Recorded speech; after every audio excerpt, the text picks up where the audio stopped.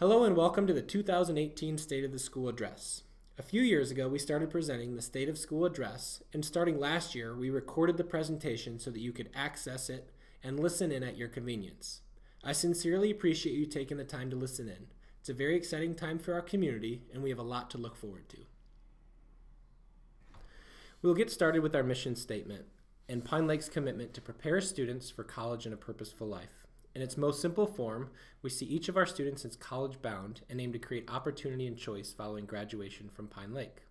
We also hope that the Pine Lake experience, which is a combination of our core values, curriculum, staff, and the entire community, can help students develop a sense of purpose and passion in their lives. Who are we? Last year, we received about 3,700 applicants for enrollment. At the time of the lottery, less than 6% of that pool was granted a seat. While you can always count at about 120 kindergarten spots and about 30 rising 6th grade spots as we increase enrollment into the middle school, we generally have very few available seats K through 12.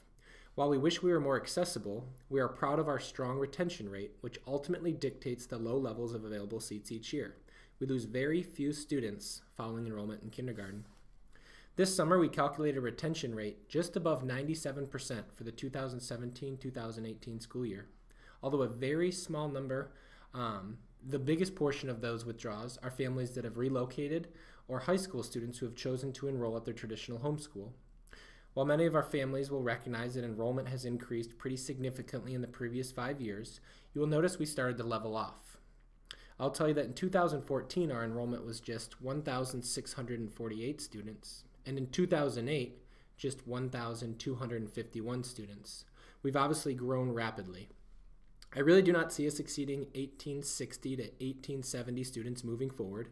While the high school is filled out over the past 2 years, absorbing most of the increased enrollment, we were actually able to bring the lower school numbers down slightly for the second straight year. While you will notice an increase of 8 students this year, we actually have fewer students enrolled K-5. By no means a dramatic change, but a trend we hope to continue in the coming years. While that provides a promising outlook regarding class sizes, it does have financial implications, as increases in student enrollment have provided a good deal of our increased revenue over the past 10 years. As a community, Pine Lake is represented by 7 different school districts, the largest being Charlotte-Mecklenburg, where we pull 49% of our students, followed by Iredell-Statesville, Mooresville, Cabarrus, Rowan, Lincoln, and the smallest, Catawba County. While we have a beautiful facility and innovative classroom resources, our staff is our greatest asset. With that being said, we've made a strong effort to shift our focus in that direction over the past few years. From an accountability standpoint, North Carolina requires that at least 50% of teachers at charter schools hold a teaching license. Because of that, there's a common misconception that large numbers of charter school teachers are not certified or qualified to be in the classroom. Currently, 97% of our instructional staff is certified. 45% hold a master's degree, and 11% of our staff are nationally board certified teachers. I'll tell you that 1 year ago, we were at 93% certified, and 5 years ago, just 77% for certified. Similar to our student population, we calculate staff retention rates each summer. This past year, our staff retention rate was 91%. Our commitment to hiring and developing a high-quality staff is not only evident in the strong staff experience, qualifications, and retention, but also our accountability standards and compensation. Last year, we restructured the way we evaluate our staff in order to provide more transparent feedback to drive professional development and growth. We also restructured the budget such that we were able to significantly push more money to our staff. In 2016, our average teacher salary was just under $43,000. Today, our average teacher salary is just above $49,000, once more an effort to hire and retain a high-quality staff. I mentioned the budget as it pertains to staff compensation, so I wanted to take a minute to detail revenue and expenses at Pine Lake. Most people recognize that charter schools do not get capital funding. That is essentially money for the buildings.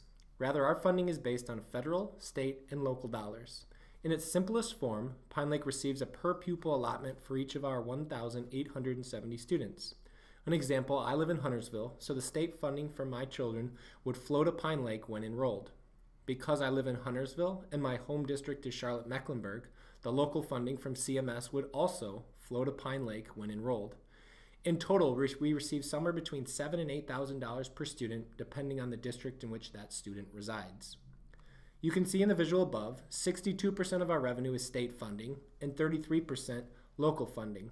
Local funding is essentially that district funds that come from CMS, Iredell, Rowan, Catawba. Fundraising and federal aid make up the last 5%. In terms of our expenses, 64% are salaries and benefits, 20% go to programs, supplies, and utilities, and 16% rent and debt. I'll tell you that therein lies our biggest disadvantage when it comes to funding. Whereas a traditional public school receives capital funding, we spend between 15 and 20% of our annual budget on capital expenses or rent and debt each year. I like to compare it to a mortgage. Like you, we have to pay a mortgage each year. Those are dollars that are subsequently unavailable to push towards teaching and learning. In a $17 million annual operating budget, that's roughly $2.8 million a year we spend on rent and debt services for our facilities. It's no surprise that we have relied heavily on fundraising to sustain, grow, and then develop our capacity to positively impact teaching and learning. We have and will continue to rely on those contributions and donations. We'll talk a little bit more about fundraising in just a little bit. As it pertains to academic outcomes, we had another strong year. The numbers here represent the data used in the state accountability model for schools. Math rigor is the percentage of graduates who took and passed a high-level math course, essentially a math course past Math 3. Graduation rate is the percentage of students who graduate in 4 years or less. The ACT figure represents the percentage of students meeting the UNC system's admissions minimum requirement.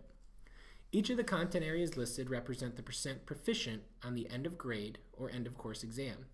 For the purpose of drawing comparison, the average graduation rate in North Carolina was approximately 86%. Specific to PLP, in 2017 we were at 97%, and in 2018 we were at 98%. PLP's number of students meeting the UNC system's admissions minimum was virtually unchanged over the past year, but can be compared to state-level averages around 60%. We were very excited about biology scores in 2018. The 88.7% proficient can be compared to the year prior when we were at just 78%, and the previous 3-year average was just 76.33%. Similarly, our English 2 score of 93% proficient was increased over the previous year when we fell at 90%, and the previous 3-year average of just 85%. I mentioned in a previous communication that the Math 1 score saw a significant dip, but was the result of a new state accountability model that adjusted the way the score is calculated. The 61% is a stark contrast when compared to last year's 88% proficient. This year, the 8th grade students who were enrolled in Math 1 were not factored into the proficiency scores as they had in years past. When adjusting the calculations to omit middle school students the previous year so that we may compare apples to apples, the score is actually a small increase over the previous year, despite taking a big hit in the overall percent proficient with the new accountability model. We experienced a slight dip in our reading scores at the lower and middle school, going from about 84% proficient to 82.3, while our math scores at the lower and middle school were virtually unchanged. As it pertains to projected growth, we met growth in both reading and math. While we met the expected growth in both reading and math, we were admittedly on the low end of meeting growth at the lower and middle school. With that being said, we've implemented a myriad of new resources and a progress monitoring tool, which will allow us to more closely gauge the academic gains of each of our students in math and reading. We're excited about the prospect of a single and consistent tool to help monitor progress amongst our students as they grow and mature through middle school. Our science score of 91.7% represents a small increase from 2017, in which we fell at 90%. I'm going to speak to the academic outcomes specific to the upper school in the next few slides because I think it's important to recognize the academic outcomes we're helping to achieve for our students. With that being said, the information really will appeal to a lower, middle, or upper school family given our K-12 model. This slide speaks to the AP testing data at the upper school. I want to highlight our growth in this regard because the data and research is clear. When compared to matched peers, students who score a 3 or higher on the AP exam typically earn higher GPAs in college, take more college coursework, are more likely to graduate college in 4 years, and have higher graduation rates. Over the past year, we have increased the number of AP courses offered at PLP, increased the number of students enrolled in AP courses at PLP, and increased the percentage of students with a passing score of 3 or greater. Our efforts to increase enrollment in AP courses yielded a 22% increase in the number of students taking at least one AP course, and an increase of more than 28% in the number of exams taken. Whereas I typically do not like to compare PLP scores to state averages, I do not mind when it comes to AP courses, recognizing the academic profile of an AP student is generally similar. You will notice PLP's 67% pass rate is higher than that of the state and global averages of 58 and 61% respectively.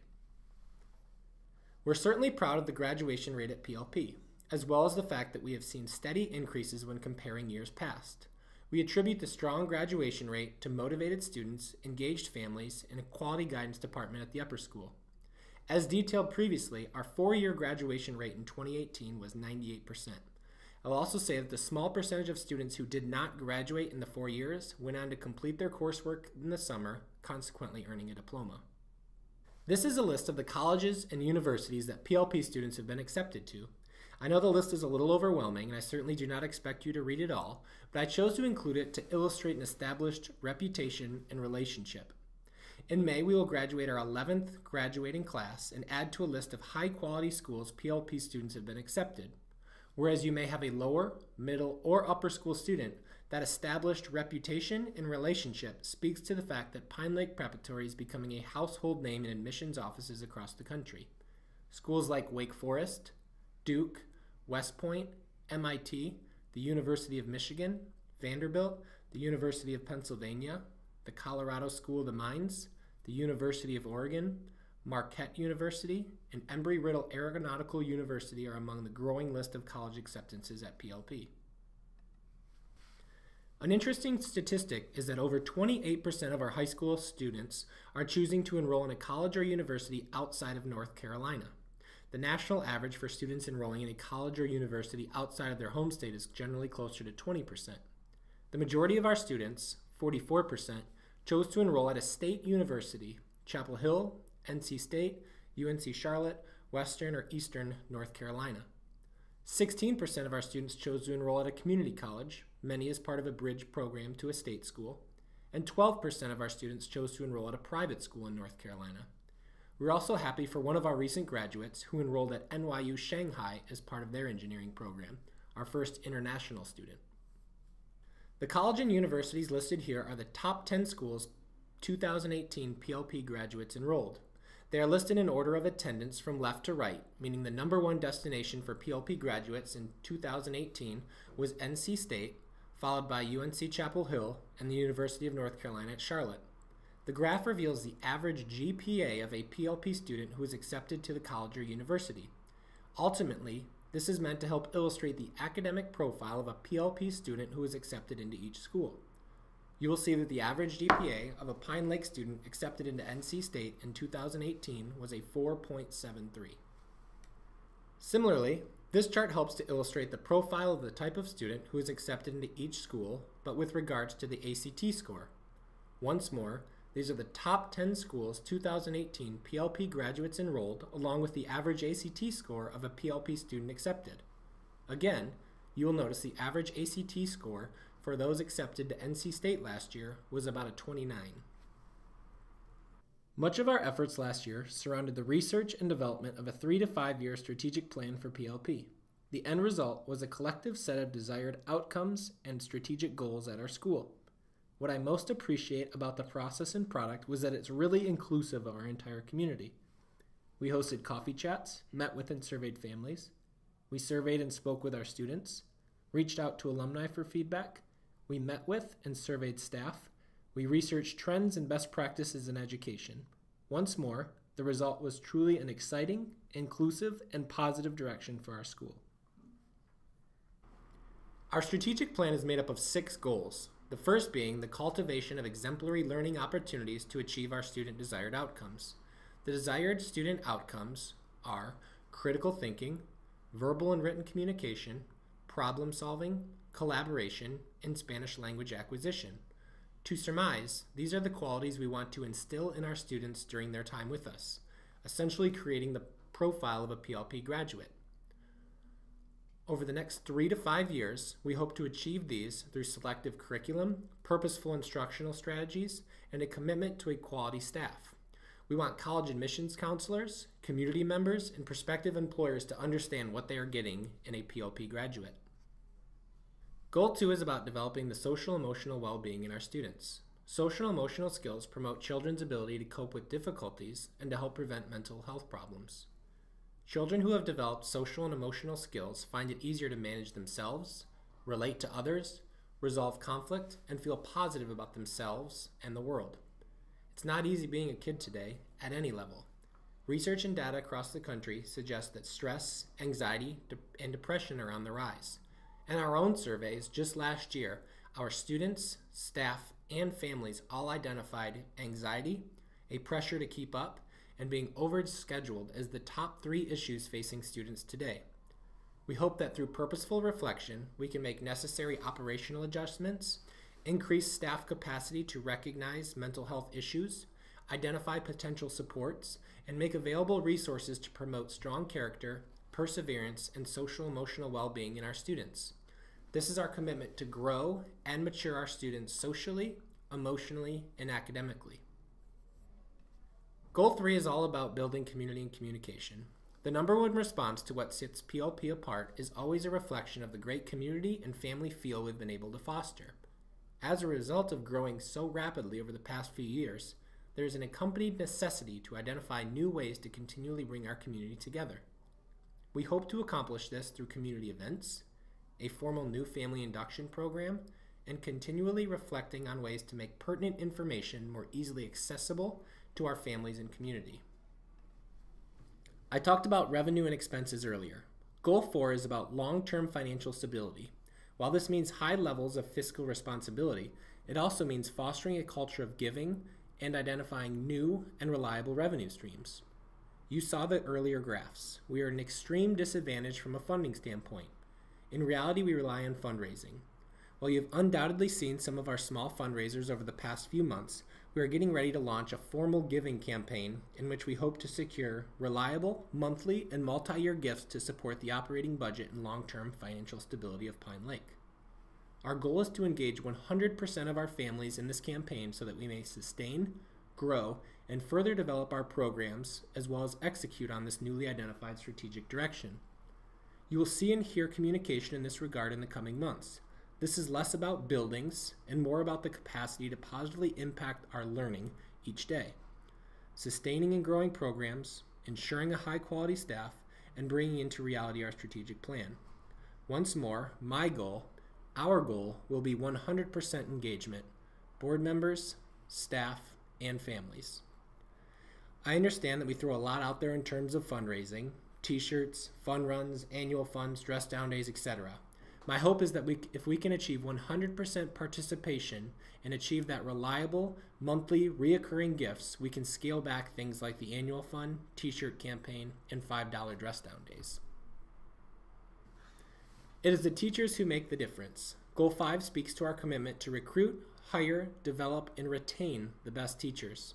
Increased accountability, increased teacher salaries, and an increased professional development budget are among our path to a premier workforce. Lastly, Goal 6 is about diversity, inclusion, and global awareness. We hope to foster in our children an appreciation for differences in perspective, privilege, background, culture, and identity. Sometimes it's easy to live within the small bubble that is PLP or Mooresville. We want our students to understand and appreciate the differences both in and outside of that bubble so that we may grow and develop into global citizens. Our new core values, reflection on our current curriculum, efforts to increase service learning opportunities, and celebrating diversity are ways in which we hope to grow our influence. I always like to end with context. We want to be a reliable source for information. Save the presentation, take photos of this with your phone, or simply jot them down. At Pine Lake, we will always see ourselves as partners. I sincerely believe we are in this together. Please recognize and understand our doors are always open. Thank you. I appreciate you for listening in.